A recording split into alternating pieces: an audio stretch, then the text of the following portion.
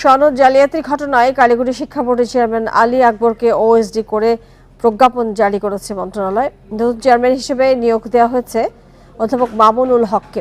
এই ঘটনায় কারিগরি বোর্ডের সচিবও নজরদারিতে আছেন বলে জানা গেছে। বোর্ডের সনদ বাণিজ্যের সাথে জড়িত থাকার অভিযোগে শনিবার রাজধানীর উত্তরা থেকে কারিগরি শিক্ষা বোর্ডের চেয়ারম্যানের স্ত্রী সেহেলা পারভিনকে গ্রেপ্তার করে গোয়েন্দা পুলিশ।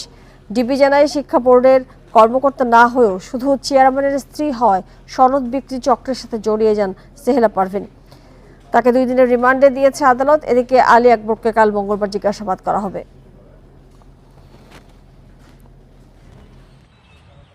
বিকাশে কম খরচে ক্যাশ আউটের লিমিট বেড়ে 50,000, প্রিয় এজেন্টও 2টা।